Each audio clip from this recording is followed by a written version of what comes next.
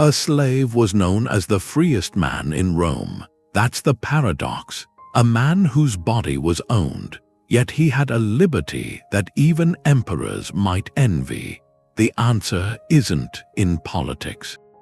It isn't in power. It's in a different understanding of the mind, a radical one. So we'll look at that. We'll see the mental disciplines, the ones Epictetus used. He turned hardship into wisdom. He turned physical bondage into a kind of sovereignty, philosophical sovereignty. And the question is what freedom really means. In a world of constant demands, constant distractions, what it means to be free. Some things are up to us and some are not. That's the sentence, the most important one Epictetus ever wrote. It's the first line of his manual, the bedrock. You picture him, a man in chains, doing menial tasks. He couldn't control his owner. He couldn't control the weather. He couldn't control the fact that his body wasn't his own, but he saw with absolute clarity that his mind was a different country. His judgments, his desires, his intentions, his effort. That was his sovereign territory. That's the dichotomy of control. It's not a suggestion for a calm afternoon. It's a mental surgery, a radical separation. Splitting the world into two categories: what is up to us, our thoughts, our choices, our character, and what is not up to us, everything else, the past, the future, other people's opinions, reputation, health, wealth, even our own body in many ways. For Epictetus, that was the source of all human suffering. We exhaust ourselves, we tie ourselves in knots, trying to control what isn't ours to control. Trying to force people to remained untouched. This wasn't ignoring reality. It was drawing a boundary. Inside that boundary was everything truly his judgments and his will. Outside was everything else, the noise of the world. Marcus Aurelius wrote about this later. He called it your soul's citadel, a place of perfect quiet and order. No outside turmoil can reach it unless you let it in. That's the shift. Freedom isn't a condition of your circumstances. It's a condition of your mind. For Epictetus, his master could command his labor, but could never command his respect or his hatred or his dignity. Those were choices only he could make. So how do we apply this today? Think of social pressure, a group gossiping unkindly. The easy path is to join in. Your external concern is fitting in. But your inner citadel, your principle of kindness, feels the conflict. The Stoic move is to recognize the opinions of others are outside your control. Their judgment, if you stay silent, that's outside. What's within your control is upholding your own standard. You choose not to participate, not with drama, but with a simple, quiet refusal. The composure you maintain is the flag flying over your fortress, or unfair criticism at work. The words themselves, the other person's opinion, that's external territory.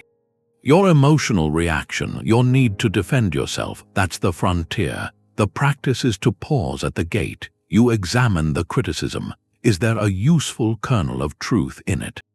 Something you can control and improve? If so, take that in. If not, you let the rest of it fall harmless against the walls, the anger and the insult. It cannot enter unless you open the gate and invite it in. So here's a prompt for reflection, a quiet audit of your own defenses. What external opinions do you routinely allow to disturb your peace? Is it the need for a certain number of likes, the fear of a relative's disapproval, the weight of societal expectations about success? Just for a moment, identify one. And then, like a sentry on the wall, simply observe it as something outside, something that does not have to dictate the weather inside. This is the beginning. Cultivating that same unassailable freedom Epictetus knew, the freedom that turns every external constraint into just another stone in the wall. Epictetus had this idea. We're not disturbed by things, we're disturbed by the views we take of them. That's the core of his freedom. Something happens, an event, a word is spoken. And before you feel anything, there's a space, a split second. In that space, your mind gets an impression. It's just data, raw, but then, almost instantly, you add a judgment. You label it good, bad, threatening, unfair. That judgment, that automatic commentary, is what he called giving your assent. He saw that as the critical moment. The most critical moment. Freedom is learning to withhold that assent from false impressions, from harmful ones, to pause at the gate, to question the story your mind is telling. He said it plainly: men are disturbed not by things, but by the principles they form about things. So when we're hindered or disturbed, we should never blame others.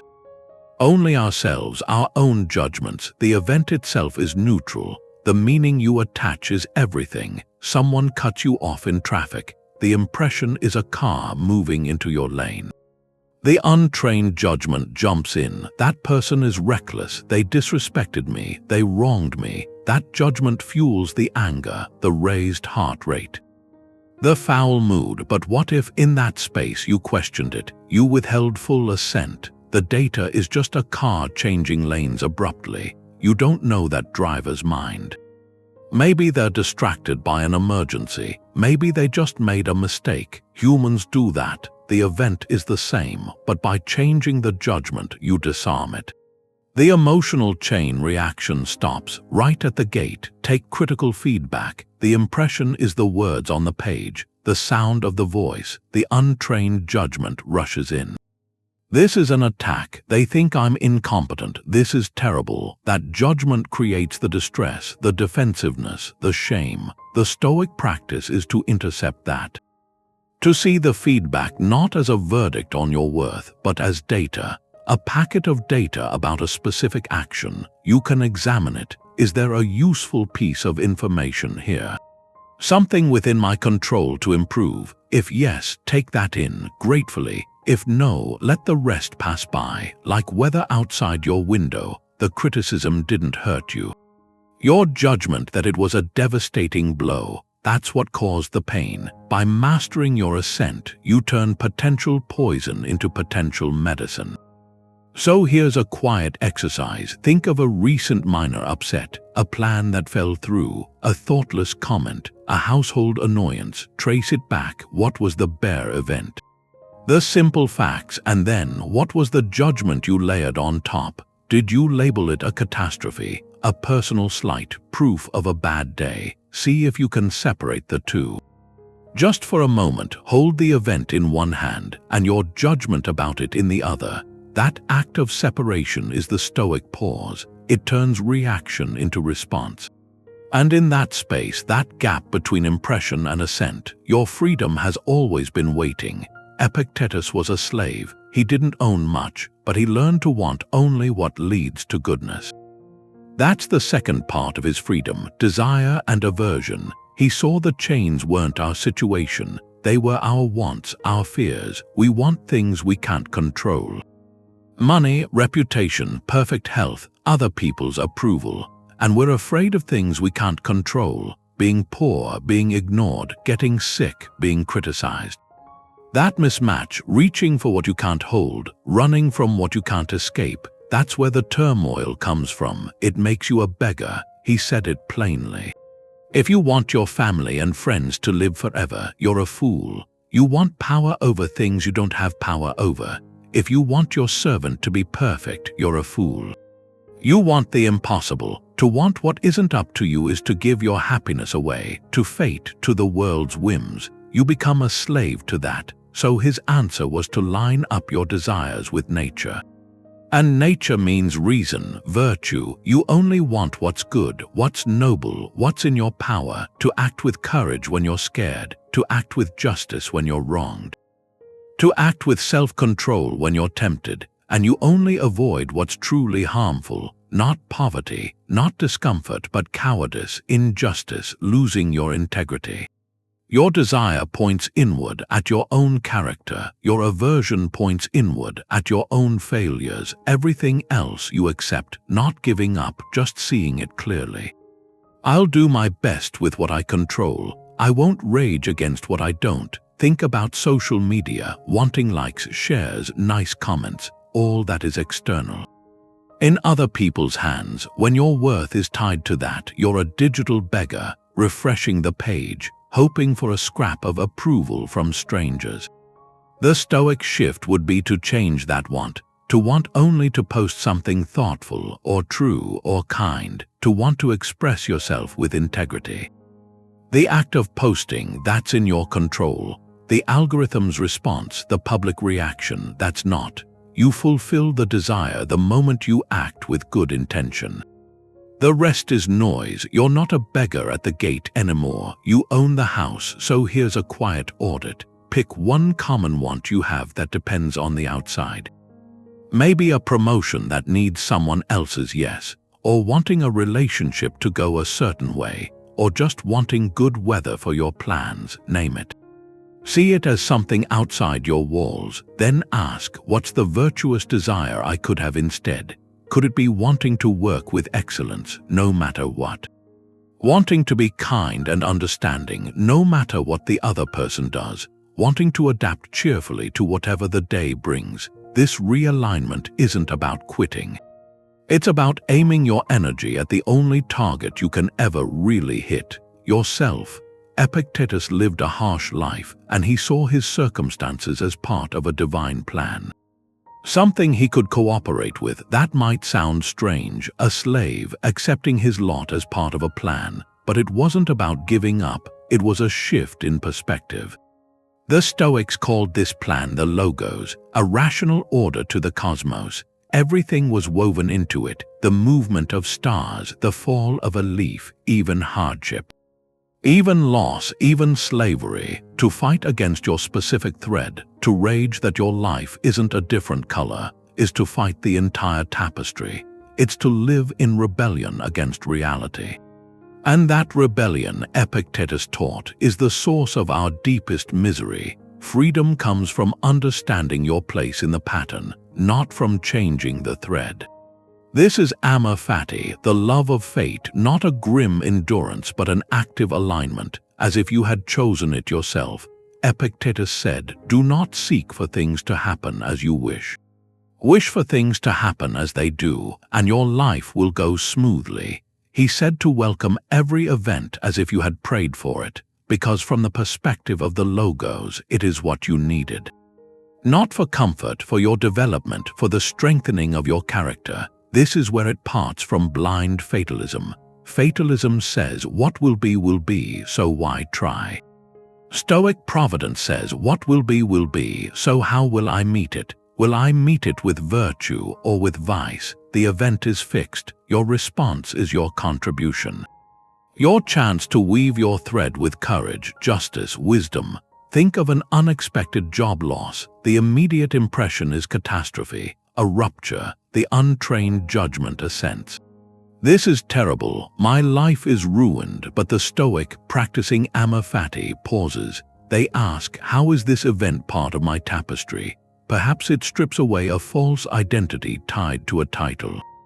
Perhaps it forces a courage you didn't know you had. It might open a door to a path you were too comfortable to seek. It doesn't mean you don't feel the sting. It means you don't let the sting define the story. You look for the opportunity to practice resilience, to reassess what matters, to act with integrity. The event itself is neutral. Your cooperation with it, your attempt to find the good in it, that is where your freedom is. So a quiet prompt. Look back on one challenging event. A relationship that ended, a missed opportunity, a period of illness. Instead of seeing it as a misfortune, ask with gentle curiosity, how did this event serve me?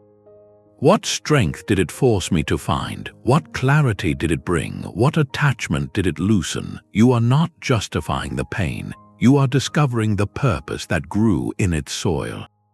This is the ultimate act of freedom. To look at the very thing that seemed to bind you and say, this too was a gift. This too made me who I am. Epictetus was lame. He was poor, but those weren't obstacles for him. They were his training. He was forced into a life of material lack, and he didn't just endure it, he weaponized it. He turned that necessity into a virtue. That's the Stoic idea of ascesis. It means training. Like an athlete lifting weights to get stronger, the Stoic trains their soul by embracing what's light, by deliberately limiting what they need, because every external thing you think you need, it becomes a point of potential enslavement. If you need a comfortable bed, then a bad mattress can ruin your peace. If you need constant validation, a quiet afternoon feels like exile. If you need luxury, then poverty becomes a terror. Epictetus saw that chain, so he practiced poverty. Even later, when he was free and a respected teacher, he lived in a simple hut, almost no possessions. His most famous thing was an iron lamp, and one night it was stolen. His students were outraged. How could someone steal from their teacher? Epictetus's response was pure philosophy. He said, "Tomorrow I'll buy an earthenware lamp instead." One a thief wouldn't even bother to take. He reframed the event. The thief didn't take something from him. They just reminded him of the nature of material things. They come and go. To be attached is to invite suffering. His freedom wasn't in owning the lamp. It was in his complete indifference to whether it was there or not. His peace was untouchable. This practice of voluntary discomfort, it's a form of liberation. It's not self-punishment. It's inoculation. You expose yourself to small doses of what you feared, discomfort, simplicity, going without so that when life brings a larger dose, you're immune to the panic. You've already walked that ground. You know you're still you, still whole without that thing. So what does that look like now in a world of endless comfort? It might be a deliberate digital detox, not because social media is evil, but to prove to yourself that your worth isn't tied to notifications, to remember the quiet of your own mind. It could be a buy-nothing day, observing all the impulses to acquire and just letting them pass by like clouds, not from scarcity but from sovereignty. Proving the impulse doesn't command you. You could choose the harder chair sometimes, the walk in the cold air, the simple meal. Each small act is a rep, a strengthening of your inner citadel. It declares, my happiness isn't stored in objects or conditions. It's generated here within. So here's a challenge. A week-long experiment in deliberate simplicity. Identify one luxury, one comfort you believe you rely on. Maybe that second cup of expensive coffee. The constant background streaming, the habit of online shopping for small thrills. Choose one and forego it for 7 days. Don't do it with resentment like a deprivation. Do it as a scientist with curiosity. Observe what arises. Does boredom surface, anxiety, a sense of lack? That feeling is the outline of a chain you didn't know you were wearing. And by sitting with it, by not immediately satisfying it, you're filing through that link. You're not becoming poorer, you're becoming freer. Because with every desire you master, you reclaim a piece of territory within yourself. And that territory, as Epictetus showed, is the only kingdom that truly matters. Epictetus was a slave, then he became a teacher, and he showed that you can be free even while doing your duty. That's the discipline of action. It's about seeing your life as a role in a play. The play is written by the nature of the universe. Your job isn't to ask for a different part. Your job is to play the part you were given. Play it well, with all the skill you have, with integrity. But the freedom is in this. You perform for the sake of the performance. Not for the applause, not for the curtain call. You act because it's the right thing to do. The outcome, the reviews, the standing ovation, that belongs to the director. That belongs to fate. What you own is your own delivery. Epictetus said it. Remember, you are an actor in a drama, of whatever kind the author wants. If it's short, then a short one. If it's long, then a long one. If he wants you to play a poor person, play it well, the part of a lame person, a ruler, a private citizen. That is your duty. To act well the part that is given, but to choose the part that belongs to someone else. This is Stoic role ethics. You have many roles. You're a child. A parent, a friend, a neighbor, an employee. Each role has duties. The duty of a parent is to care, to guide, to love. The duty of an employee is to contribute skill, to put in effort. The discipline is to pour yourself fully into that duty, and then to release your grip, to let go of how that duty is received or how it's rewarded. You care for your child because it's right, not because you expect a certain love in return, not for a certain gratitude. You do your work with excellence because that's good character. Not because you're guaranteed a promotion, not for the praise. When you tie your peace to the outcome, you hand your freedom over to the world. You become a performer watching the audience anxiously. Instead of being absorbed in the art of the performance itself, think of a teacher, a truly dedicated one. They prepare lessons, they offer encouragement. They try to reach each student. They do this because it's their duty. It's the right action. Some students will thrive. They'll say thank you. Others will seem indifferent. Some parents will be supportive. Others will be critical. If the teacher's sense of worth is hitched to those reactions, they'll be on a roller coaster. Their freedom is lost, but if they focus only on the action, on teaching as well as they know how, they remain steady. They are free within their role. No matter the external noise, the action itself becomes the reward. So think of one duty you have right now, your work, your care for a family member, your contribution to a project, and ask yourself gently, am I doing this for the sake of the action itself, because it is good and right, or is my peace contingent on a specific result I'm attached to? The desire for a particular outcome, for recognition, for a smooth path that's natural, but see it for what it is, an external, something outside your walls. Your freedom lies in recommitting to the quality of your effort alone, in playing your part, however long or short, with all the grace and strength you can muster, and then letting the play unfold as it will. Epictetus would tell his students to look up, to lift their gaze from whatever was right in front of them and see the whole universe. He called it the view from above. It's an exercise. You're sitting in a room worrying about a debt or an argument, something someone said, and in your mind you start to rise. You see the room from above, then the building from the street, then the town from the sky, and you keep going. The continent becomes a pattern, the planet a blue marble. Then a pale dot, just a dot in all that darkness and stars. From there, your life is a flicker. Your city, your entire era, a brief flash. That urgent problem becomes microscopic. A tiny event on a speck of dust. It's not about feeling small. It's about proportion. It shrinks the ego. It shrinks those anxieties that feel so huge when you're right up against them.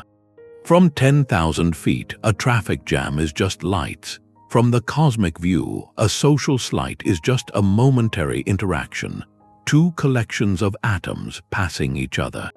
This practice connects you back to the logos, the rational order of everything. You see your thread not alone, but as part of a tapestry, an immense, beautiful, indifferent tapestry. Marcus Aurelius did this, the emperor. In his private writings, he'd remind himself of time, the abyss of the past, the future, how everything vanishes. How many people shouted for praise and are forgotten? How many buried those people and are gone themselves? This life is a little interval, a point. From that height, the things we chase, the things we fear, they lose their edges. They're smoothed out by the scale of eternity. The tranquility that brings isn't numbness.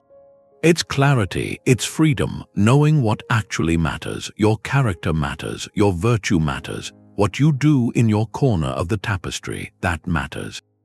But the obsession over status, over possessions, over winning every little conflict, that noise becomes a distant hum. So next time stress tightens its grip, you're lying awake, heartsick over an email from a colleague. Pause, begin the ascent. See the building where you work, quiet at night. See the city with thousands of others lying awake with their own worries. See the country, the spinning planet, the solar system. That email and the feeling it caused becomes one tiny data point in an infinite field. That doesn't mean the issue is unimportant. It means you can address it if you need to from calm, not from panic. You can choose a response from strength, not from a reaction to a threat. The problem might still need solving. But the frantic drama is gone. You've created space, and in that space your reason can operate, your freedom can breathe. So here's a quiet prompt for the next time you feel overwhelmed. When a problem feels like the entire world, close your eyes, just 30 seconds, take that mental flight, see your situation from the ceiling, then the sky, then the stars. When you come back, ask yourself, from this cosmic perspective, what's the one virtuous action I can take right now? Often, the answer is simple, clear, and completely free from the clutter of fear. Epictetus defined wealth in a particular way. He said it wasn't about owning a lot, it was about wanting very little. Wealth is having few wants, not great possessions. That idea completely reverses what we're usually told. Ambition is supposed to be about gathering more. Success is measured by what you acquire, but he argued the opposite. The pursuit of more is a kind of slavery. Every new desire you create is another chain you put on yourself. If you need a bigger house to be happy, then you don't own the house owns you. It controls your peace. Your contentment depends on square footage. The Stoic approach is to break that chain by seeing you already have enough. It's not about lowering your standards, it's about raising your understanding of what enough actually means. This isn't rejecting comfort, it's rejecting dependency. There's a difference between enjoying a warm meal and believing you need a 5-star restaurant to be happy. One is a pleasant experience, the other is a prison built on expectation. Epictetus lived in a simple hut. He was freer than a Roman senator lying awake, worried about debts and rivals and legacy. The senator's mind was a marketplace, always calculating what was missing. Epictetus's mind was a quiet room, already full. So how does that apply now, with infinite scrolling and next-day delivery?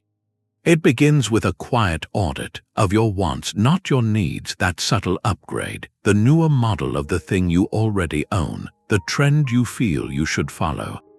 Each one is a whisper saying you are not complete as you are, and each time you listen, you give away a piece of your own sovereignty. The anxiety of keeping up isn't just stress. It's a symptom of that deeper slavery. You're on a treadmill, trying to reach a finish line that keeps moving. The antidote is consciously cultivating appreciation. As a discipline, the Stoic practice of gratitude, but the key is what it's directed toward, not just at things, but at your own capacity, at your health that lets you walk, at your mind that can read and learn, at the simple fact of being alive right now. Epictetus would ask, isn't the sun sufficient? Isn't the earth? Isn't a friend's smile?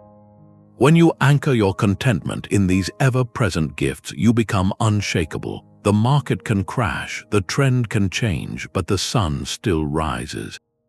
Your ability to reason remains, your capacity for kindness endures. That is your true wealth, a fortune no one can take. So here's a small inventory of that inner treasury.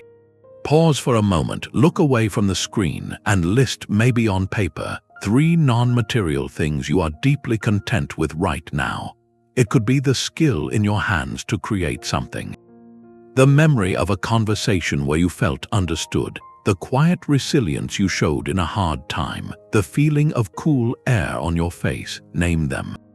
Sit with that feeling of sufficiency. That list is a map of your real empire, an empire nothing external can ever invade. We spend so much time trying to manage what people think of us. It's a heavy chain. We shape our words, our choices, our jobs, even what we do for fun, all for an audience we can never really please. For Epictetus, this was the central fight for freedom.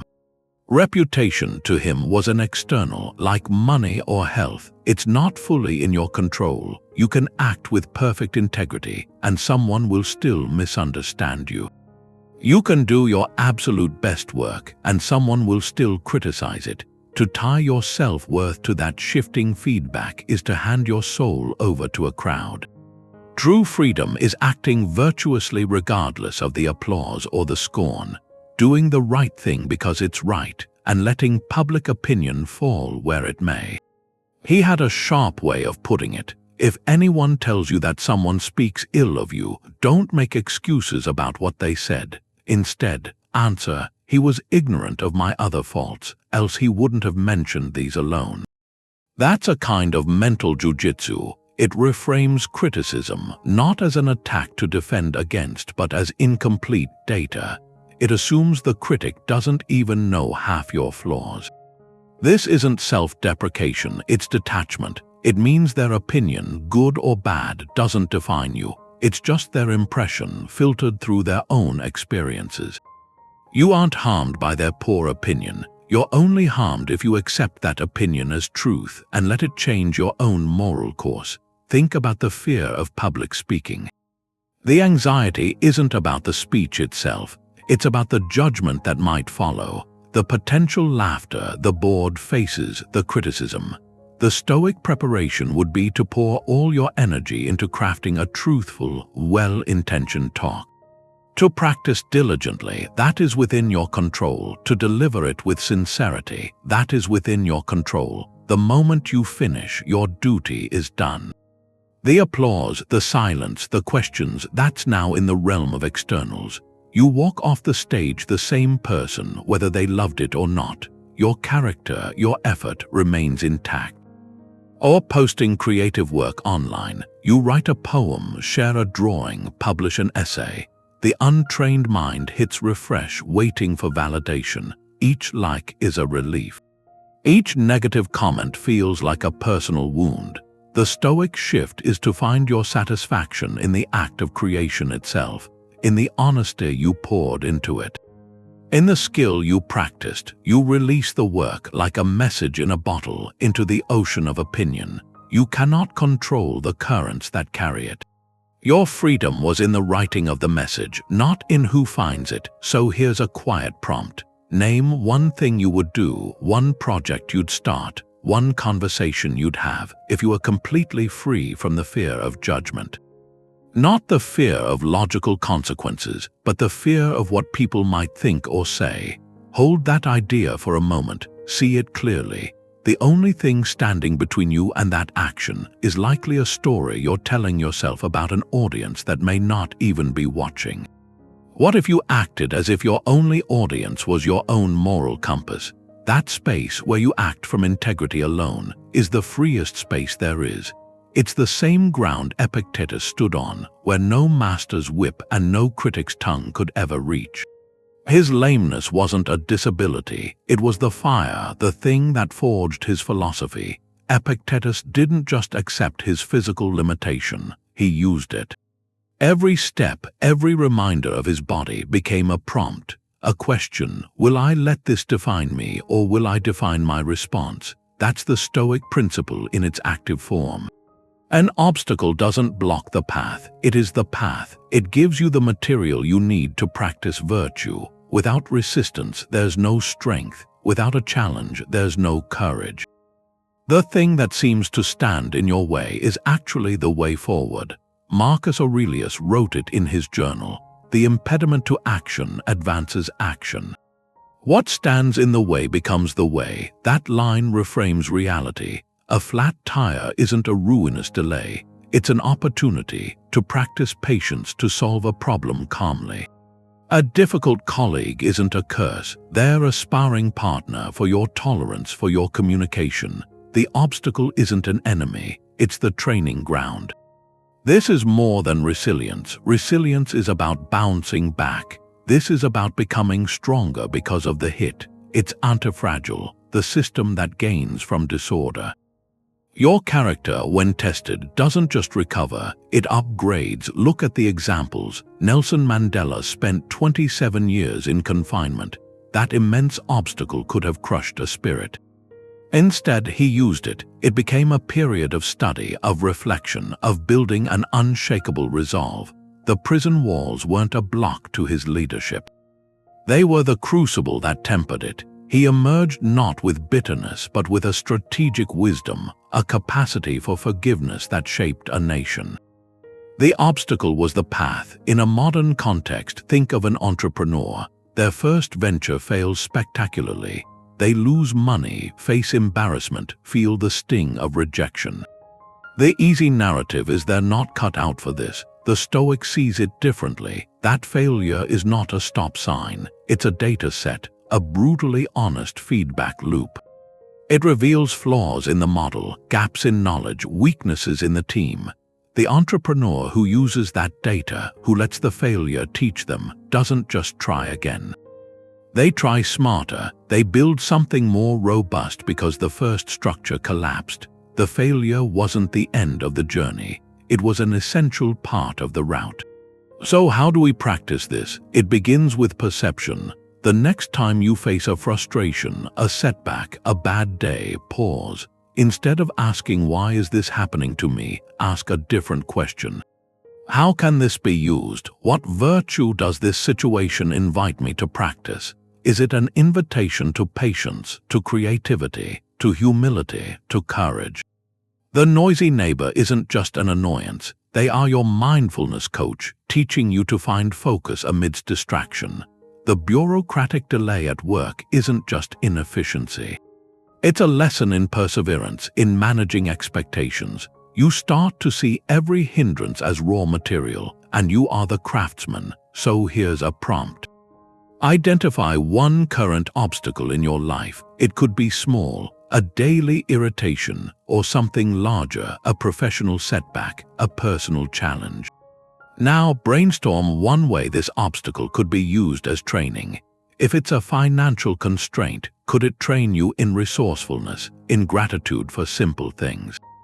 If it's a conflict, could it train you in listening, in setting boundaries with grace? Don't solve the whole problem right now. Just identify one quality it could help you strengthen. That simple act of reframing turns the wall into a climbing wall, and you begin to walk the path that was always there, hidden within the impediment. A deep lake, calm on the surface even with wind above it. That was the mind Epictetus worked toward. That state, that steadiness, the Stoics had a name for it, apatheia. It gets misunderstood. It's not about turning into a statue, feeling nothing. It's about freedom from irrational passions.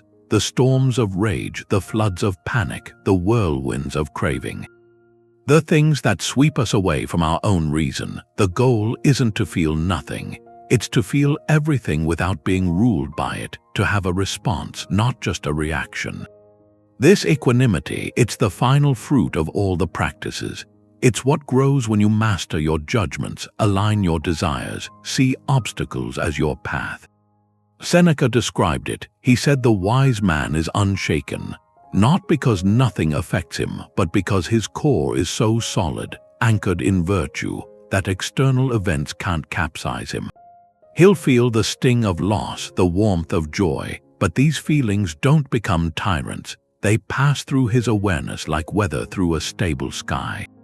He remains the sky, not the storm. That's the ultimate freedom, the untroubled mind, not a mind without experience, but a mind at peace within the experience. Take reactive anger. You're cut off in traffic. The immediate surge is heat, a clenched jaw, a curse. That's the passion. It's automatic, overwhelming. It seeks to control you.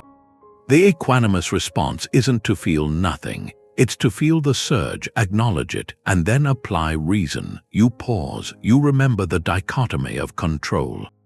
The other driver's action is external. Your emotional escalation is a choice. You take a breath. You might even feel the frustration, but you don't feed it with stories of disrespect. You let it dissipate like mist on a calm lake. Your hands stay loose on the wheel. Your heart rate settles. That's practicing apatheia. You managed the emotion through reason. You didn't suppress it. You felt it without becoming it. This applies to anxiety too. The nervous flutter before a big presentation is natural. The passion, the irrational disturbance, is the story that spirals from it. The belief that if you stumble, you are a failure, that everyone will judge you forever. The equanimous mind feels the nerves, accepts them as energy, and then focuses on what is within control. Your preparation, your breath, your intention to share something of value. The anxiety may hum in the background, but it no longer directs the show. You are the director. This steady calm, it's a kind of superpower in a chaotic world. It allows for clear thinking under pressure, for compassion when others are reactive, for true enjoyment of good moments without the clinging fear that they will end. So here's a quiet, personal prompt. On a scale from 1 to 10, with 1 being a still pond and 10 being a hurricane, where does your inner weather typically sit? Be honest with yourself, not in a judgmental way, but with the curiosity of a scientist observing a phenomenon. Then ask gently, what is the most common wind that disturbs my surface? Is it the gust of others' opinions, the sudden squall of unexpected change, the low-pressure system of future worry? Just naming it begins to create space around it. That space, that moment of observation, is the first step toward the calm of the deep lake. It's the space where your freedom, your untroubled freedom, patiently waits. His words were his main tool. He used them with the precision of a free man. For Epictetus, speech wasn't just conversation. It was an extension of his philosophy, a reflection of that inner fortress. Every word you choose to say or to hold back is a declaration of your own sovereignty. He taught that undisciplined speech is a leak. It lets your peace drain right out. Gossip, complaining, harsh criticism, boastful talk. These aren't just social mistakes, they're symptoms. They show a mind still enslaved to passion, still looking for validation from outside, or trying to lift itself up by putting someone else down. When you gossip, you're trying to feel connected or superior through someone else's story. When you complain all the time, you're just reinforcing your own sense of being a victim to circumstances. Each word digs the chains in deeper, but mindful speech, truthful and useful speech that comes from a place of inner control. It's speech that's passed through a checkpoint. Is it true? Is it necessary? Is it kind? Or at least is it useful? Epictetus was direct about this. He said we have 2 ears and 1 mouth, so we can listen twice as much as we speak. And he warned, don't talk about your philosophical principles with people who won't appreciate them. That's not hiding your light, it's protecting your energy. Choosing your battles, he told his students to be mostly silent, to speak only when necessary, and to use few words. That discipline turns speech from a reflex into a choice. A powerful choice. Think about a common situation at work. A project hits a snag. The untrained response is to voice frustration right away, to blame a colleague or management or the tools. That complaining feels like a release, but it actually broadcasts your lack of control.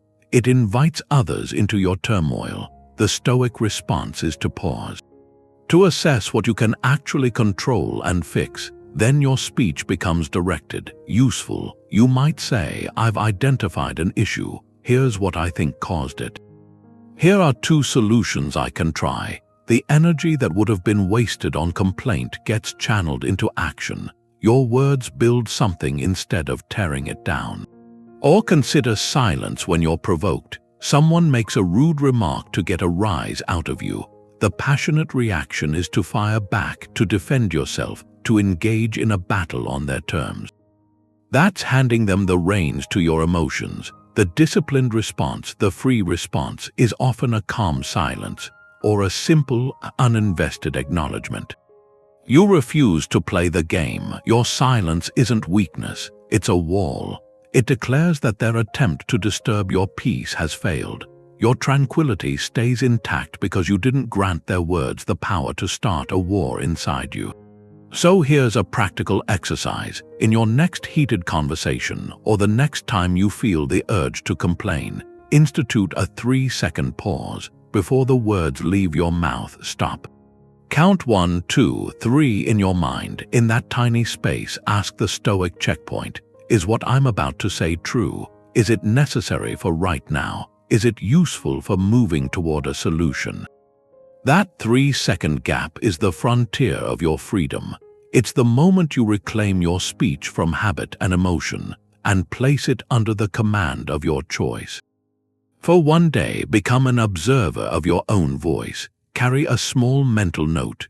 Each time you hear yourself utter a complaint or offer a piece of gossip or snap with unnecessary sharpness, just mark it.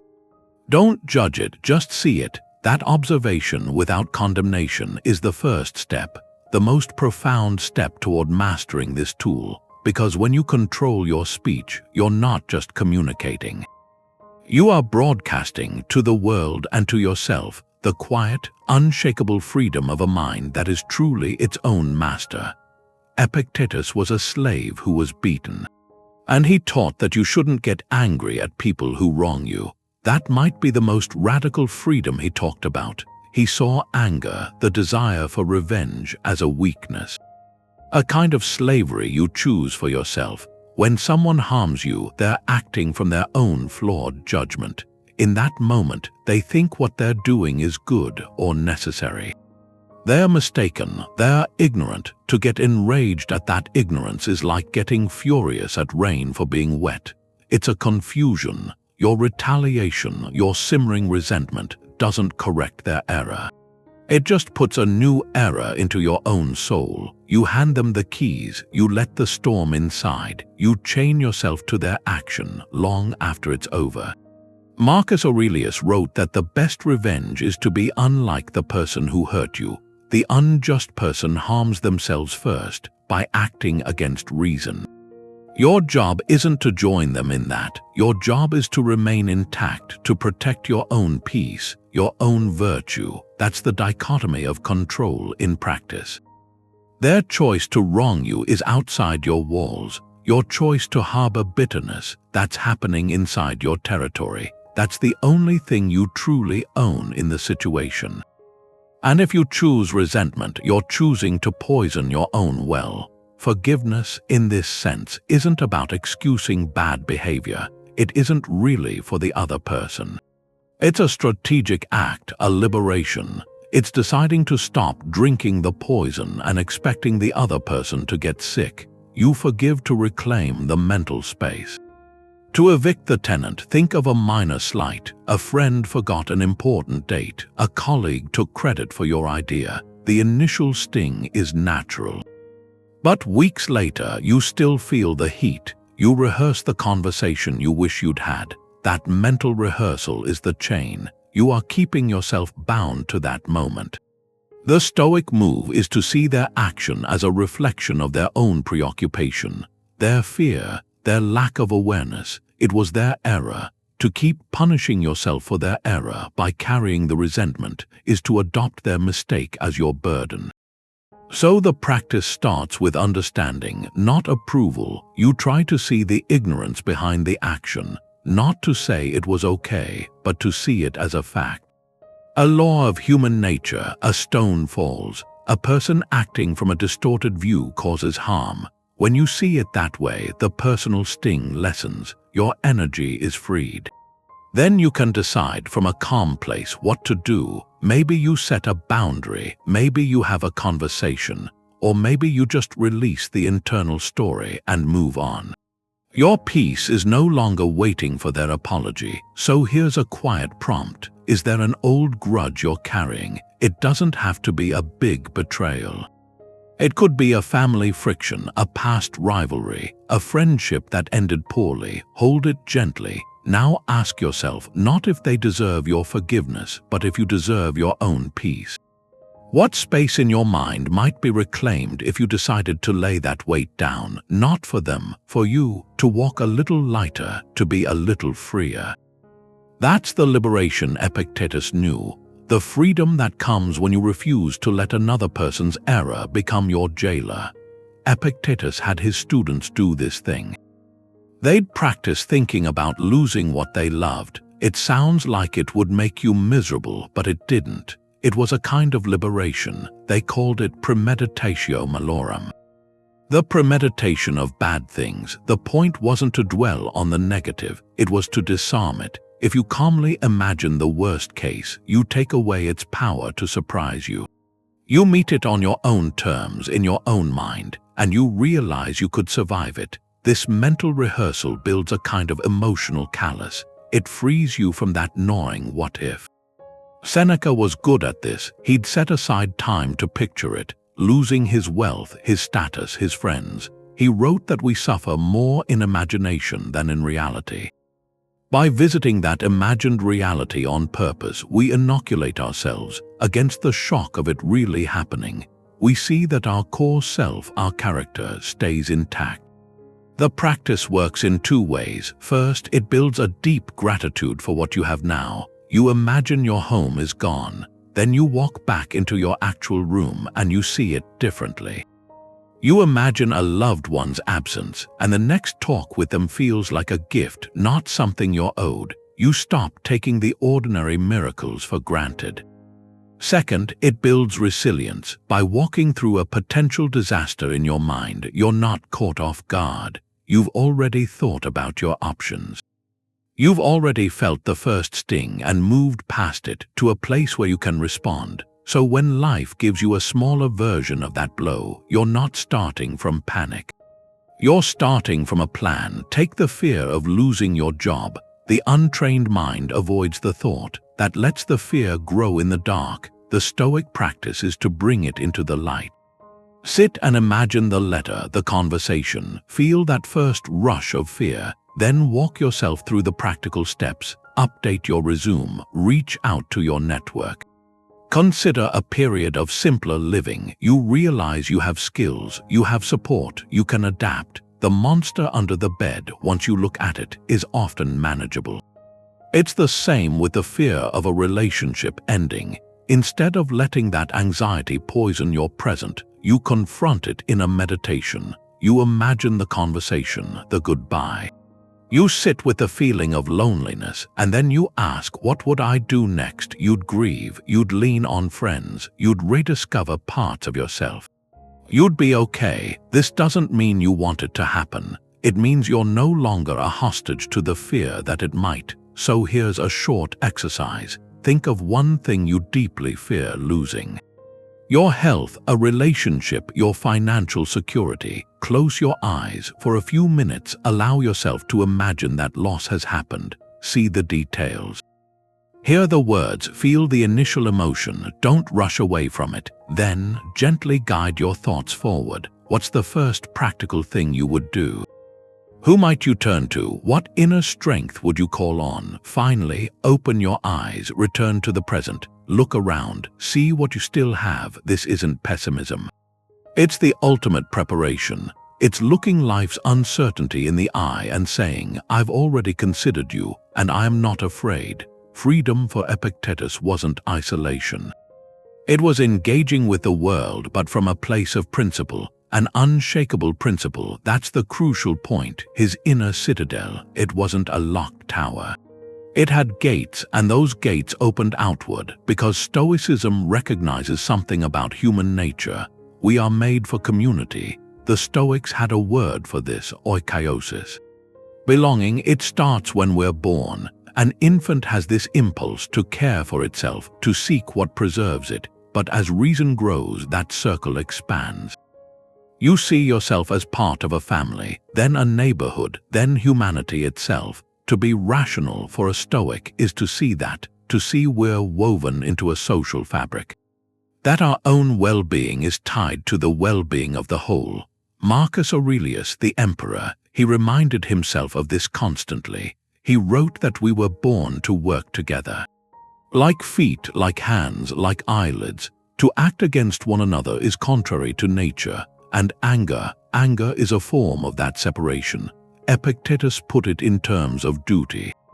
He said you are a citizen of the universe, and as such you have responsibilities, not as a burden, but as an expression of your own nature. To neglect those duties, to live only for yourself, that isn't freedom. It's a kind of amputation. You're cutting yourself off from the purpose built into you. So true Stoic freedom is social. It's the freedom to be kind, not from etiquette, but because your understanding tells you it's right. It's the freedom to be patient with a struggling colleague, because you see their struggle as part of the condition you share. It's the freedom to be generous without keeping score, because giving aligns you with your role. As a social creature, this is where the inner work pays off. In the outer world, when your peace isn't dependent on others' behavior, you have a surplus. You can afford to be gracious. You can listen to someone's frustration without taking it personally, without firing back. You can offer help without that hidden contract. The one where they owe you. There's no resentment because you're acting from your own choice, from virtue, not from a need for reciprocation. Think of a parent with a toddler. The child is tired, irrational, having a meltdown. A reactive parent might yell back, feeling their own peace shattered by the storm. A parent practicing this social freedom feels their own calm, their own center, and from that steady place they can kneel down, offer comfort, hold a boundary with gentle firmness. They aren't drained because they aren't fighting the storm. They are providing a harbor for it. Their action is an expression of their freedom to choose love over irritation, or a team project where someone drops the ball. The instinct might be to blame, to protect your own reputation. The socially free response comes from that expanded circle. You see the team's success as your success. You step in to help solve the problem, not to shame the person. You act for the common good, which your reason tells you is also your own good. So here's a quiet question. For your own reflection, how might your pursuit of personal freedom, your own inner sovereignty, actually deepen your closest relationships? If you were less buffeted by the need for approval from your partner, could you listen to them more fully? If you were less afraid of conflict with a friend, could you be more honest and therefore more truly connected? This freedom isn't a wall, it's the stable ground. The ground from which you can build bridges strong enough to hold the weight of real human connection. In Rome, the senators had their debates in the forum. But there was a lame former slave in a simple room teaching a deeper kind of liberty. The Roman ideal was called libertas. It was a political and social concept. It meant you weren't owned by another citizen. It meant you could vote, own property, speak in public. It was freedom from something, from a master's control. And it was immensely valuable, but it was fragile. It depended on laws, on the mood of an emperor, on the stability of the state. A senator could have libertas one day and be exiled the next. His freedom existed outside of him. It was granted by others, and it could be taken by others. Epictetus pointed to a different axis. He taught freedom to something. Freedom to be virtuous, freedom to maintain your peace, freedom to choose your judgments, no matter your social station. This freedom couldn't be given by a senate or an emperor. And it couldn't be taken away by them either. It was internal. It was built on the disciplines we've talked about, so you had this contrast playing out across the empire.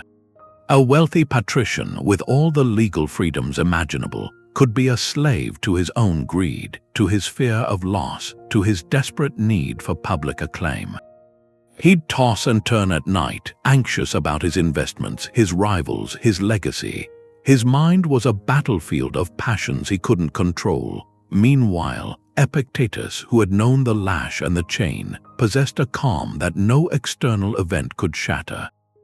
He was free from the tyranny of his own unchecked desires, his own aversions. The emperor himself might have envied that quiet. Epictetus observed this directly. He noted how the rich and powerful are often the most haunted. He said, "Is it not pitiful? We fear Caesar, but we do not fear our own passions. Yet how many has Caesar put to death? How many has passion put to death?" His point was chilling. The external tyrant can only take your life. The internal tyrant, your own rage, your panic, your bottomless craving, that steals your life while you're still breathing. It turns your days into a prison of worry and reaction. So where does that leave our modern pursuit of freedom? We often chase a version of Roman libertas. We seek freedom through financial independence, through career status, through building a life with minimal constraints, and these are good things, they're practical goals. But if we believe they will grant us peace, we may be building our house on sand. We achieve the promotion, and immediately the horizon shifts to the next rung. We save a certain amount and the market dips and the anxiety returns. We gain flexibility with our time only to fill it with new demands, new distractions. The external condition is met, but the internal condition, the sense of enough, the steady contentment, that remains elusive. It remains enslaved to the next achievement. The next milestone, consider the high-powered executive.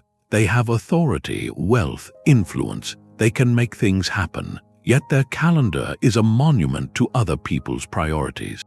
Their sleep is sacrificed to stress. Their relationships are strained by absence, by irritability. They are, in a real sense, owned by their role. Their peace is conditional on performance, on stock prices, on board approval. Now picture someone with a modest but sufficient income who has done the inner work. They've aligned their desires with what is within their control.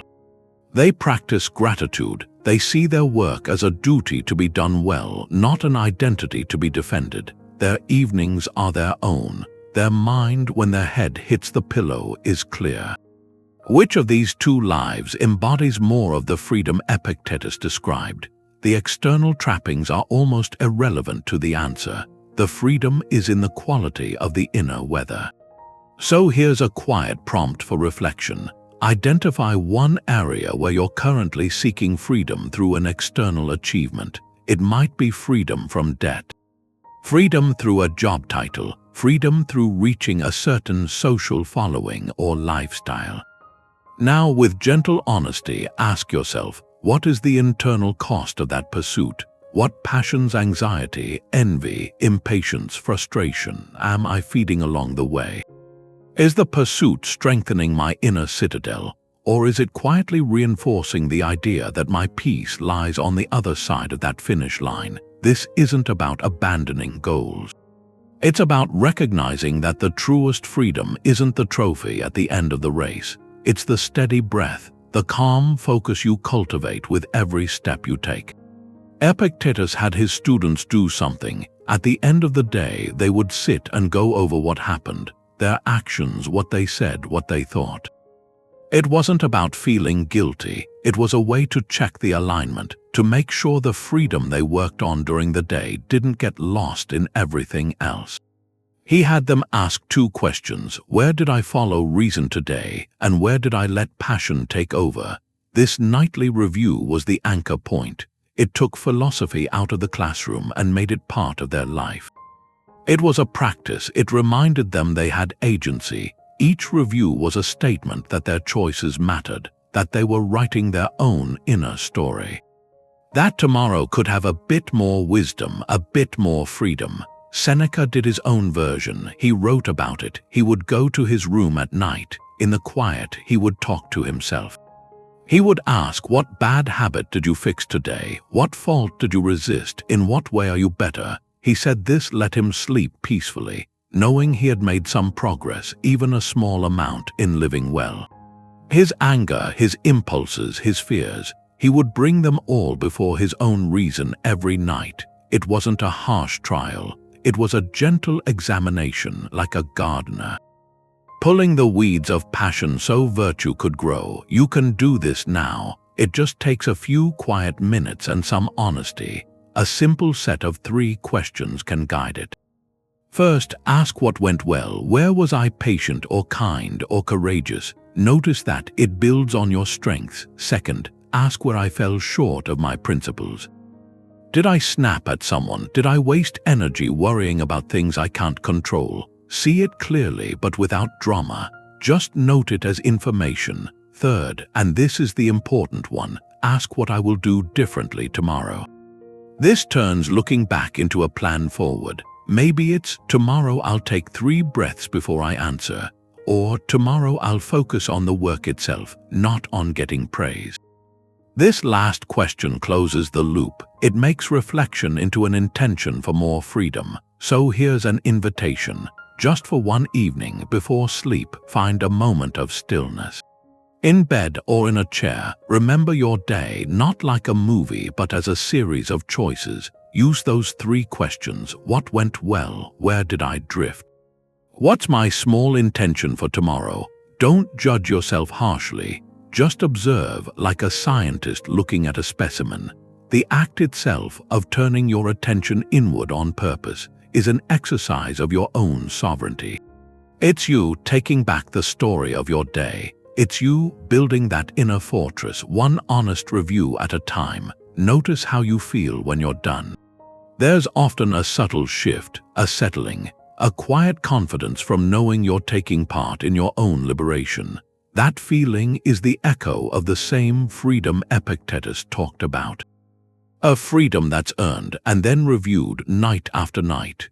We chain ourselves with regrets about yesterday and fears about tomorrow, missing the only time we ever have, which is now. Epictetus saw this. He taught that anxiety over what's gone and worry over what's to come are 2 of the heaviest chains we make. They rob us of the one moment where our freedom can actually be exercised, the present. This is Stoic mindfulness, a practice they called prosauch. It means attention, vigilance. It's the discipline of bringing your full awareness to the task at hand. To the person in front of you, to the breath in your lungs, not as a relaxation technique, but as a declaration of sovereignty. The past is outside your control. It's fixed. The future is outside your control. It's uncertain. Your power, your agency, your capacity for virtue exists only in this fleeting, immediate point. Right now, Marcus Aurelius wrote to himself about this constantly. He said you could lose the past and the future, but no one can take the present from you. He reminded himself how tiny the present moment is, a pinpoint, a sliver of time, yet within that sliver, your entire life is contained, because life isn't a thing you have, it's a thing you do. And you can only do it now. To live fully in the past is to be a ghost. To live fully in the future is to be a phantom. Only by inhabiting the present do you become fully, freely alive. This practice breaks the tyranny of mental time travel. Think of a simple task, washing dishes. The untrained mind uses that time as a runway for anxiety. It replays an awkward conversation from earlier. It rehearses a difficult meeting tomorrow. The hands move automatically, but the person is elsewhere. Trapped in a prison of their own making, the Stoic practice is to reclaim that time, to feel the warmth of the water, to see the soap bubbles catch the light, to hear the clink of the plates, to do the task for its own sake with care. In that focused attention, the chains of regret and fear fall away. You're not washing dishes to get to the next thing. You are washing dishes, and in that simple, complete action, you are free. You've taken back 5 minutes of your life from the tyrants of yesterday and tomorrow.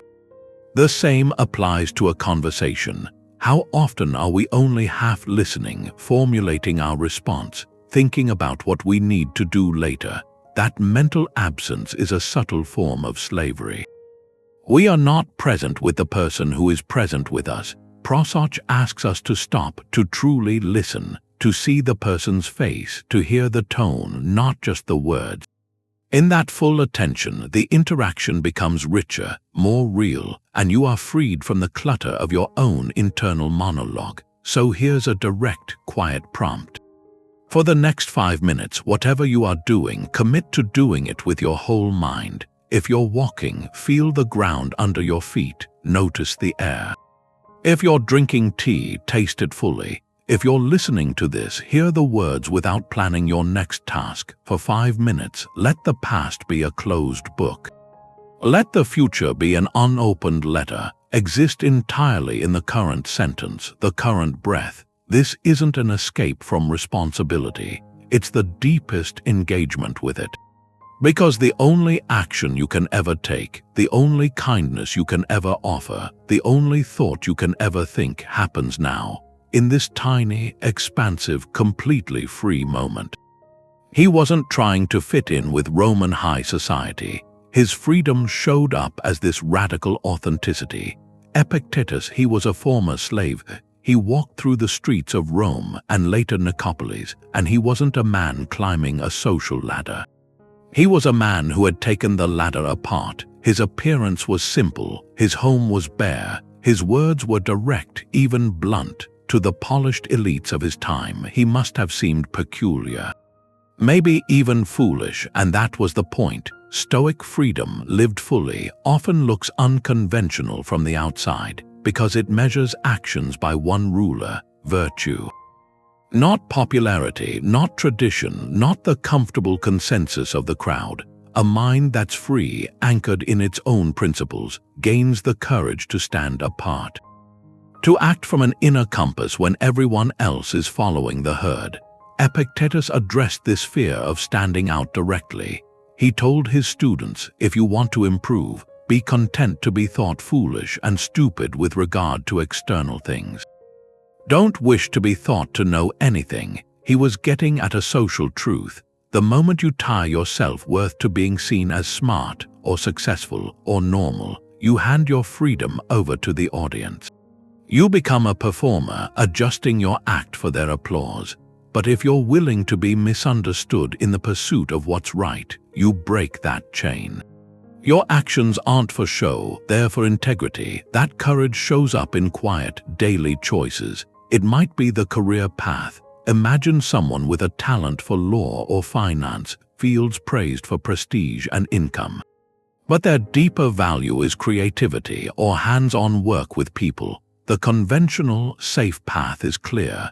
The Stoic, listening to their inner duty, their role might choose instead to become a teacher. A craftsman, a social worker, a path with less external glitter but more alignment with their nature. They aren't rejecting success, they're redefining it on their own terms. It's freedom from the tyranny of the respectable, or consider speaking an unpopular truth in a meeting. Everyone is nodding along with a plan you see is flawed or unethical. The social norm is to go along, to not rock the boat.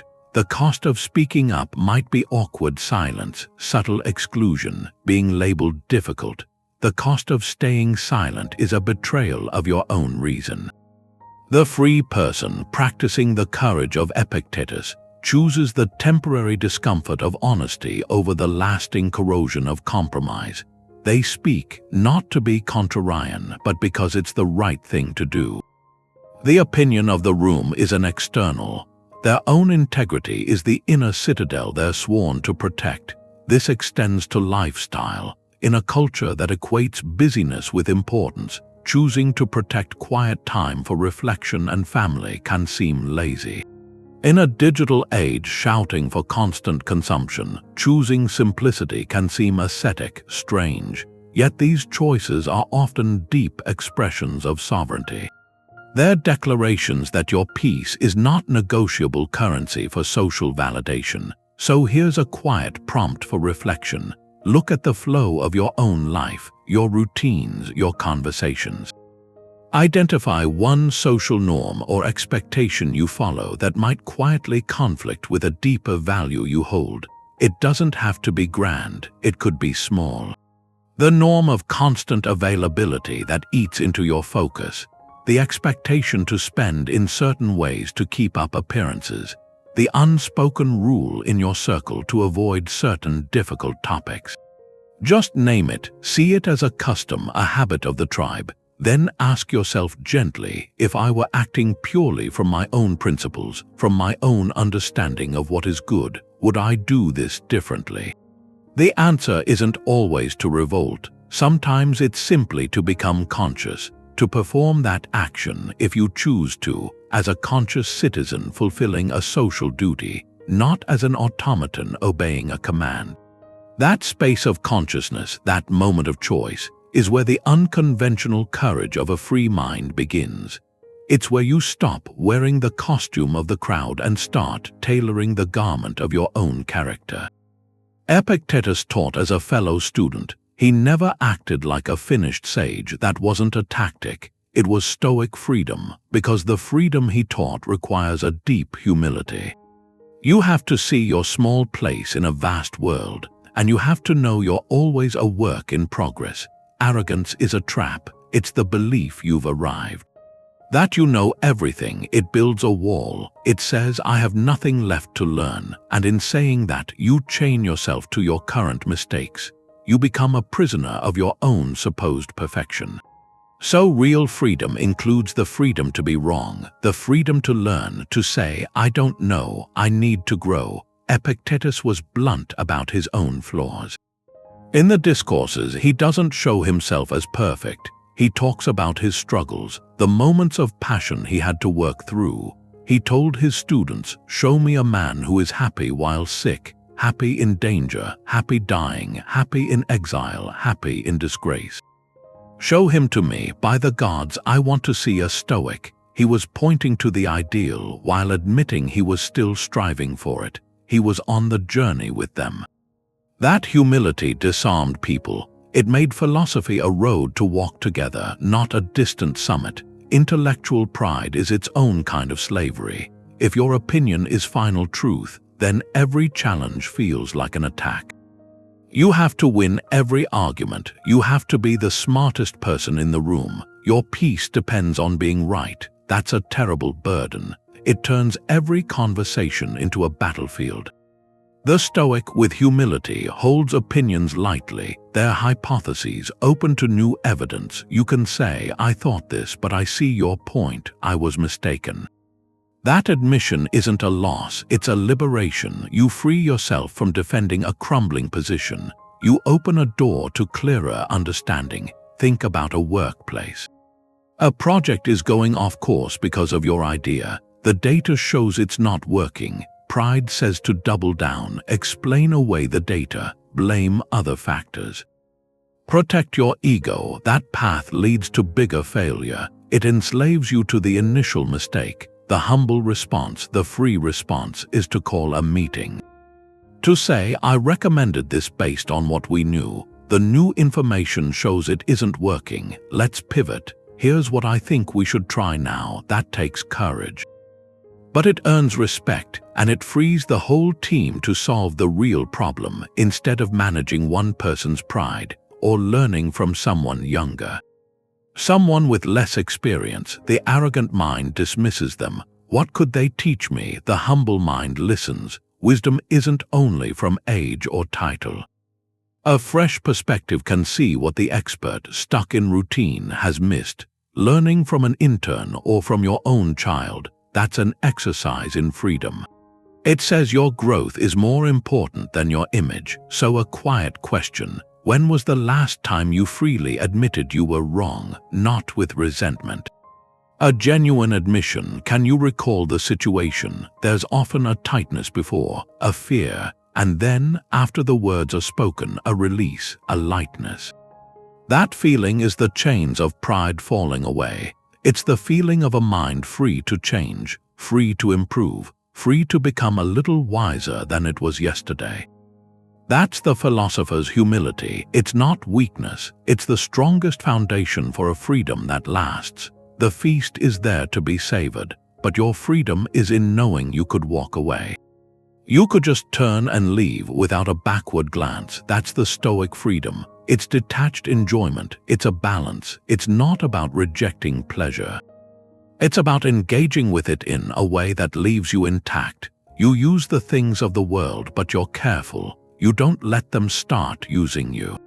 It's a middle path. On one side, there's the ascetic. They deny all comfort because they fear its power. On the other side is the hedonist. They cling to every sensation and become its servant. The Stoic walks between them. They enjoy the warmth of the sun, but they don't curse the coming clouds. They savor a delicious meal, but they don't despair over simple bread tomorrow. Seneca wrote about this. He said to use fortune's gifts, but never to trust in them. Treat them like a guest in your home. Welcome them warmly, but don't nail them to the wall. Let them come and go through the front door. Don't make them a permanent part of the foundation. Your peace has to remain independent, your core self.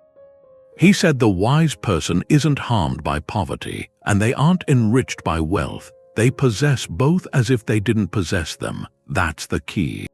Possession without attachment, enjoyment without dependency. Think of a fine meal, the colors, the aromas, the flavors. The Stoic approach is to be fully present for that. To appreciate the skill that went into it, to share the moment, but woven through that enjoyment is a quiet awareness. This is a gift, it's temporary. My happiness isn't stored on this plate. If this were my last such meal, I would have enjoyed it completely. If I never have another, I'll be no less myself. The pleasure is in the experience itself, not in the belief that this experience defines me, or that it has to be repeated to sustain me. Apply this to a vacation. You plan a trip to a beautiful place. The untrained mind can turn it into clinging. You fret over perfect photos to prove you were there. You compare your experience to others. You feel anxiety as the days tick down. You dread the return to ordinary life. The vacation becomes a source of stress. It's a jewel you're desperately trying to hold onto. The Stoic enjoys it differently. They immerse themselves in the new sights and sounds. They feel the relaxation, but they hold it all lightly. They know this is a chapter, not the whole book. Their happiness isn't contingent on extending the chapter. When it's time to go home, they pack with gratitude for the respite, not with resentment for its end. The joy was in the living of it, not in the owning of it, or consider success at work. A project ends with great acclaim. There's a bonus, a promotion, praise. The attached ego swallows this whole. It says, this is who I am now. I am the successful person. My identity is fused with this achievement. Then, when the next project has challenges or a peer gets recognition, the ego feels threatened. Its foundation is shaken. The Stoic enjoys the success. They accept the praise with grace, but they see it for what it is, an external event, a favorable wind. They appreciate it. They may use the resources it brings for good ends, but they don't build their self-worth upon it. Their character was virtuous in the effort. And it remains so regardless of the outcome. The applause is pleasant noise outside the walls. It doesn't change the furniture inside. So here's a practice. A quiet one. Think of one pleasure you genuinely enjoy. Your morning coffee, a favorite song, the comfort of your bed, the camaraderie of a friend. Now, in your mind, practice letting it go. Imagine without drama that it's no longer available. See yourself continuing on, your core peace undisturbed. This isn't a wish for loss, it's an exercise in sovereignty. It's reminding yourself the source of your contentment isn't the object, it's your own free relationship to it. You are the one who chooses to enjoy. And you are the one who remains whole when the feast, as all feasts must, finally comes to an end. When Domitian expelled the philosophers from Rome, Epictetus had a decision to make. He was free by then. He wasn't a slave anymore. He could have gone somewhere quiet, lived comfortably, stayed out of trouble. He could have tried to make money. He could have just faded away, but he didn't. He gathered his few things and went to Nicopolis in Greece, and there he did the thing that was his philosophy. He started a school. It wasn't a grand place, just a simple room. His final act of freedom wasn't about hiding. It was about serving. He took that inner sovereignty he'd worked for, and he used it to plant that same idea in other people. That's where the Stoic path leads, I think. Once you've found your own peace, built your own citadel, what comes next? For him, the answer was to keep the gate open. To show others how to build their own. The school was humble. He lived in a small house with almost nothing. Students came from everywhere to sit with him. He didn't lecture down at them from some stage. He talked with them. He asked hard questions. He used daily annoyances as lessons. If a student was upset about a hard trip, he'd ask, what part of this is actually yours to control? If someone was nervous about speaking in public, he'd guide them to look at that fear, the fear of what others think. The classroom was just life, and what he was teaching was freedom. Freedom from being ruled by your passions. Freedom that comes from judging things correctly. Freedom from confusing what's yours with what isn't. It's significant, I think, that Epictetus never wrote a book. He only spoke, his words stayed in the air, in the memories of the people who heard him. It was a student, a historian named Arion, who understood the value of what was being said. Arion took notes. Later, he put them together into 2 books, the Discourses, and a shorter one, the Enchiridion, the Handbook. He wrote that he tried to capture the man's actual way of speaking. So the wisdom we have from Epictetus is secondhand. It's a gift that came down because it affected one listener so deeply he had to save it, and that's its own lesson, really. A legacy isn't usually some monument you build for yourself. It's in the minds you change. It's in the freedom you help someone else find. Think about someone who guided you. A teacher who saw something in you. A parent whose own calm showed you how to handle something hard. A co-worker who took the time to explain the reason behind things, not just the steps. Those people are living that kind of legacy. They're using whatever steadiness they've found, usually from their own difficulties, to make someone else's path a little steadier. They're not doing it for credit. The reward is in the doing. It's in seeing that moment of understanding in someone else. That's freedom in action. It's not about keeping your wisdom to yourself like a private treasure. It's about putting it into the world for everyone. So there's a question in that for you. As you work on your own inner steadiness, as you practice these things, think about the ripple. How could you use the freedom you're building, not in some huge plan to change everything, but in the small moments? Could it be the patience to really listen to a friend without jumping in to solve it? The calm that lets you soften an argument at home? The clarity to give a bit of honest guidance to someone who's a little earlier on a path you know? That legacy begins when you turn your own steadiness outward, when you choose to be a calm spot for someone else who's in the middle of their own storm. Freedom shows up on the hard days, not the easy ones. For Epictetus, pain and injustice weren't a failure of his philosophy, they were its final exam.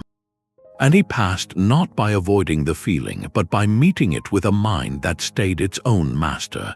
This is where all the disciplines come together.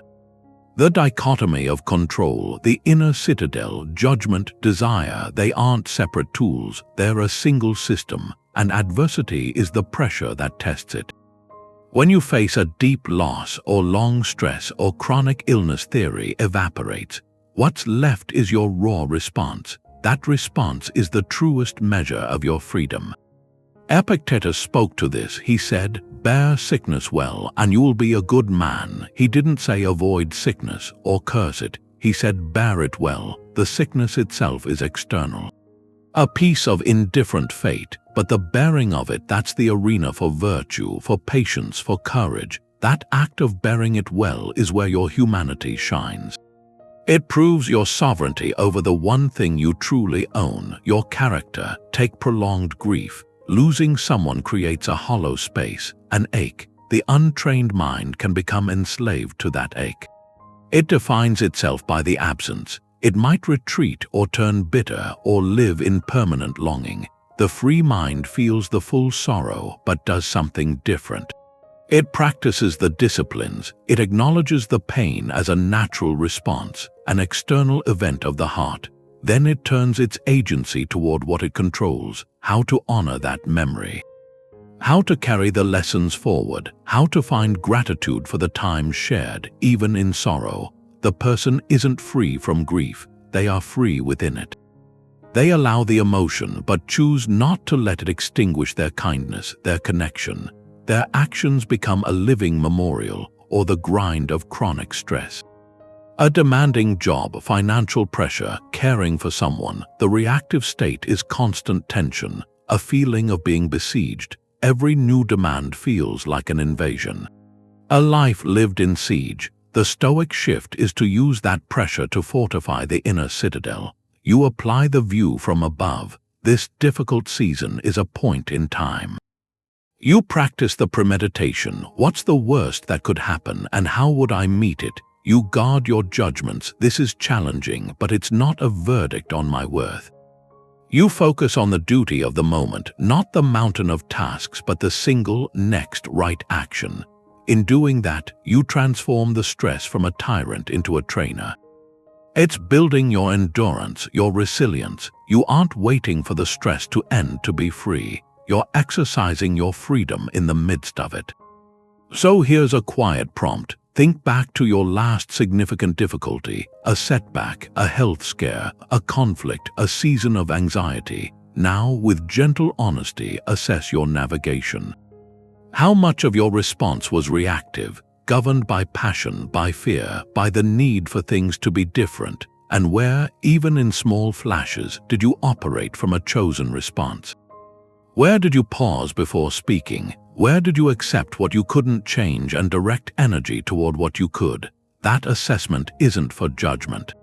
It's for discovery. It shows you the current blueprint of your inner fortress, the cracks where the weather gets in, and the solid walls that held. And seeing that blueprint clearly gives you the most valuable knowledge. You see exactly where to build next.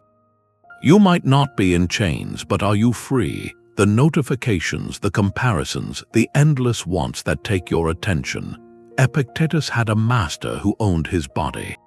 Today, we volunteer our minds to new owners, the phone in your pocket, the highlight reel of a stranger's life, the quiet pressure to get things to achieve on a schedule no one really set.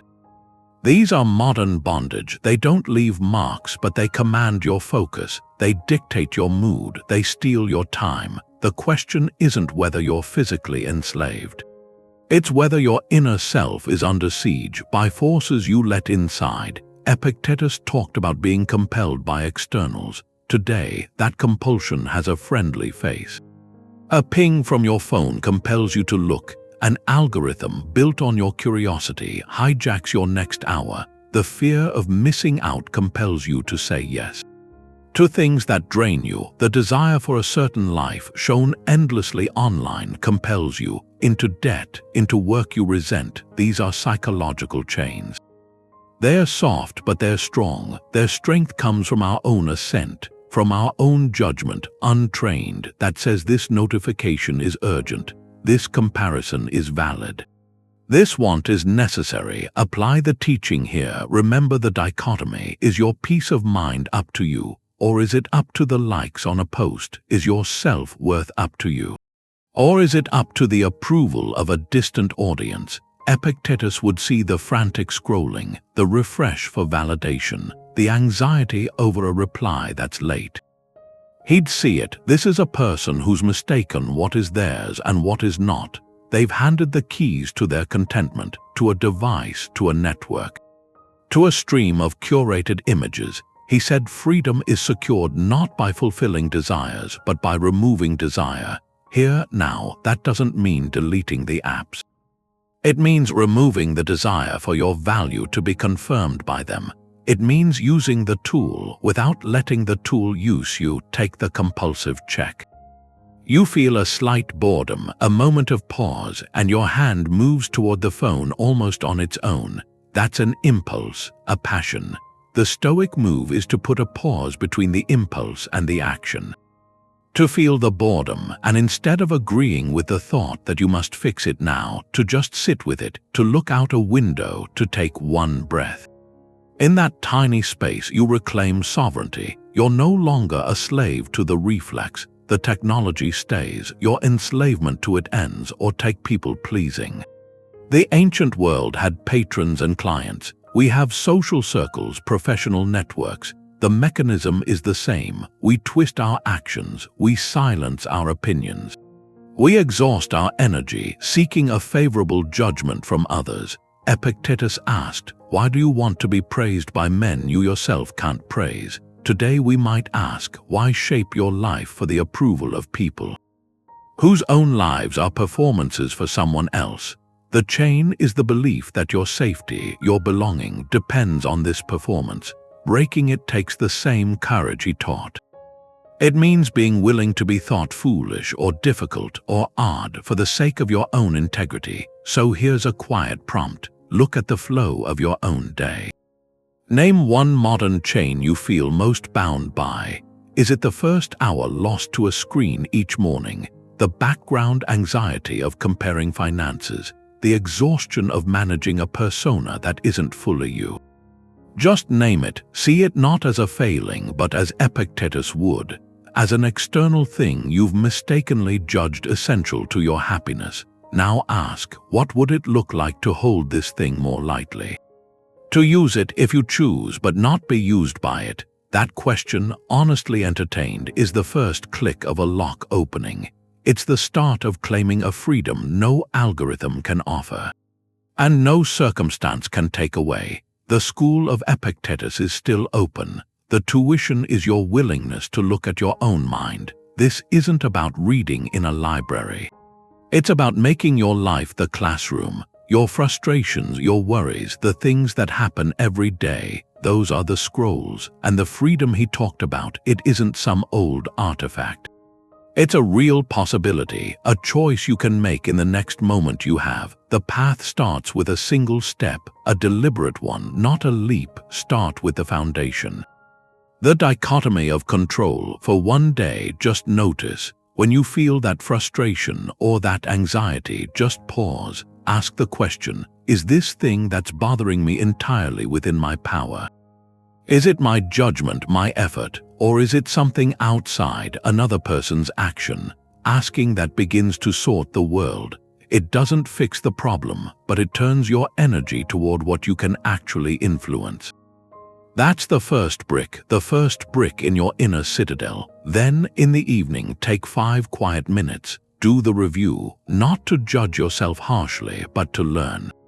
Ask gently, where today did I follow my better judgment? Where did I get swept away by a reaction? And what's one small thing I could do differently tomorrow?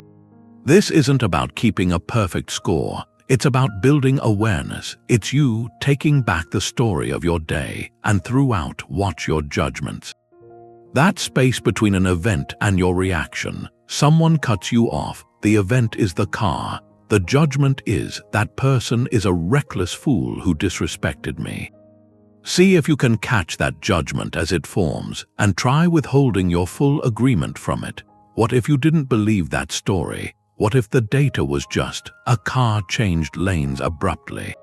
The event stays the same. Your inner weather changes completely. This is the practice. It's not a state of perfection.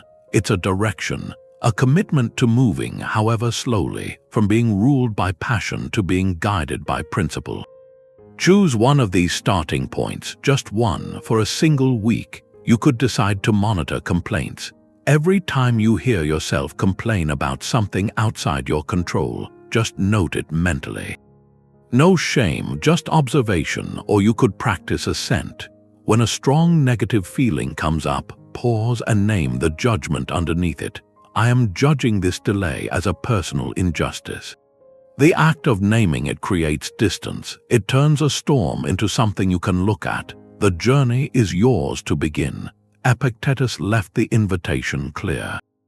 He said no great thing is created suddenly, not a bunch of grapes or a fig. If you tell me you want a fig, I answer that there must be time. Let it first blossom, then bear fruit, then ripen. Your freedom is that fig. It needs the patience of the season, but the planting starts now. So which principle calls to you? The quiet audit of your desires. The nightly review, the guard at the gate of your judgments. Your first step is a declaration that your mind is your own, and that its freedom is worth the gentle, persistent work of a lifetime. Epictetus lived with this contradiction. He was a man in chains, and yet he mastered the only freedom that lasts. His life was a kind of synthesis of a radical idea. That liberty isn't about your body, it's a condition of your mind. We followed the path of his freedom, the fundamental split between what's ours and what isn't. The guard you have to keep over your own judgments, the realignment of desire toward virtue, and then the resilient practice of seeing every obstacle as the material for growth. He transformed hardship into wisdom, not by changing his world, by changing his relationship to it. He defined the philosopher's school in a way that echoes.